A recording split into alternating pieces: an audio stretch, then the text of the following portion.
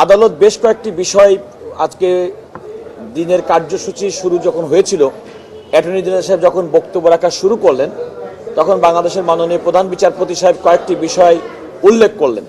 তার মধ্যে একটি উনি বললেন যে বাংলাদেশে এখন নির্বাচনী একটা মুডে, ইতিমধ্যেই নির্বাচনী প্রক্রিয়া শুরু হয়েছে এবং পরবর্তী 2 মাসের মধ্যে হয়তো আমরা নতুন একটি পার্লামেন্ট আমরা পেতে যাচ্ছি।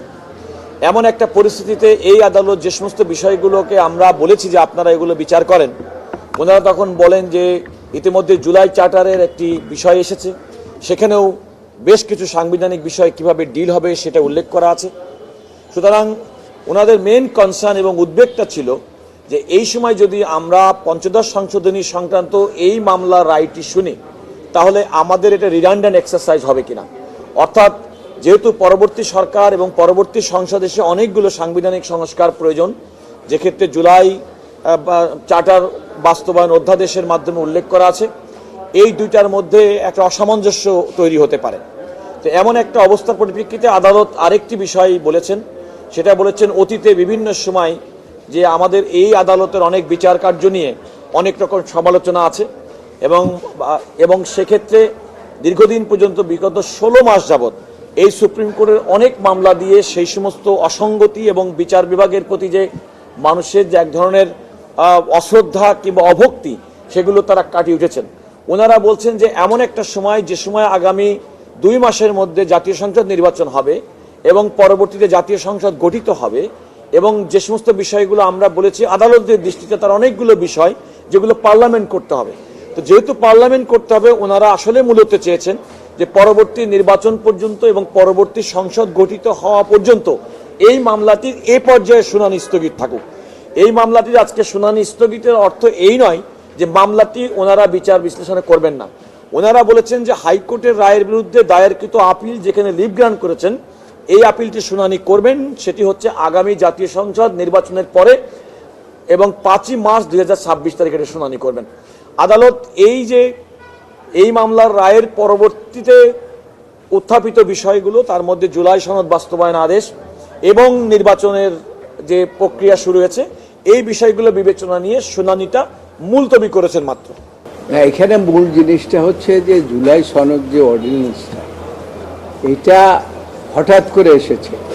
এটা কিন্তু দীর্ঘদিন যখন আর্গুমেন্ট হয়েছে এটা আসে নাই, হঠাৎ করে যেহেতু এসেছে সেই জন্য আদালত মনে করেছে যে আমরা যদি এখন এই মুহূর্তে কোনো সিদ্ধান্ত দেই, সেই ক্ষেত্রে পরবর্তী কোনো কন্ট্রাডিক্ট হয় কি না, পার্লামেন্ট নির্বাচনের পরে যে পার্লামেন্ট বসবে সেই পার্লামেন্ট কী সিদ্ধান্ত নেয় এটাও দেখার বিষয় রয়েছে।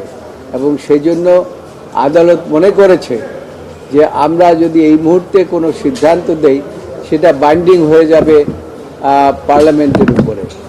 কেননা আদালত হলো সুপ্রিম এবং জুডিশিয়ারি একটা নর্মস আছে, জুডিশিয়ারির যে জাজমেন্ট, জুডিশিয়ারি যে ভার্ডিক্ট দেবেন সেই ভার্ডিক্টের উপরেই পার্লামেন্টকেও থাকতে হবে।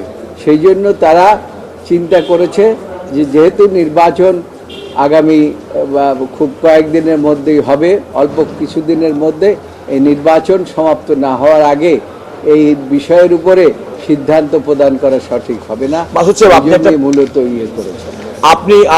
আপনি একটা প্রশ্ন করেছিলেন, সেই প্রশ্নের উত্তরে বলছি, সেটা হচ্ছে যে আমি আদালতকে যেটা বলেছি যে আদালত যদি এখন এই মামলাটি শুনেন, আমরা সবাই চেয়েছি, ইন্টারভিউনার যারা ছিল আমরা কিন্তু সবাই চেয়েছি যে মামলাটা নিষ্পত্তি হয়ে যাক। আমাদের বক্তব্য ছিল এই মামলাটি নিষ্পত্তি হলে রাষ্ট্রের যে 3টি অঙ্গ, বিচার বিভাগ, আইনসভা এবং নির্বাহী বিভাগ, তার মধ্যে কোনো দ্বন্দ্ব হবে না, বরং এই রায়টি হলে পরবর্তী সংসদ এবং পরবর্তী সরকার কর্তৃক গৃহীত যে কোনো সিদ্ধান্ত, সাংবিধানিক সংস্কার কিংবা জুলাই চার্টারে বর্ণিত যে সমস্ত বিষয় যদি গণভোটের মাধ্যমে যদি সেটা পাস হয়, তাহলে সেগুলো বাস্তবায়নের জন্য এই রায়টি সহায়তা করবে। কিন্তু আদালত, মাননীয় প্রধান বিচারপতি সহ 6 সদস্যের আপিল বিভাগ, ওনারা বলেছেন যে আমরা এই রকম একটি সিচুয়েশনের মধ্যে, যেটা সিনিয়র বলেছেন, আমিও বলেছি আদালতের কাছে, যে নির্বাচন এবং জুলাই চার্টারের বিষয়টাকে বিবেচনায় নিয়েই তারা বলেছেন যে আমরা পরবর্তী সংসদ গঠিত হওয়া পর্যন্ত মামলাটির শুনানি আমরা স্থগিত রাখবো। এবং আদালত পরিষ্কারভাবে বলেছেন যে স্থগিত মানে কিন্তু নট সাইন এ ডাই, 5ই মার্চ 2026 তারিখে এটা পরবর্তী শুনানির জন্য নির্ধারণ করেছে।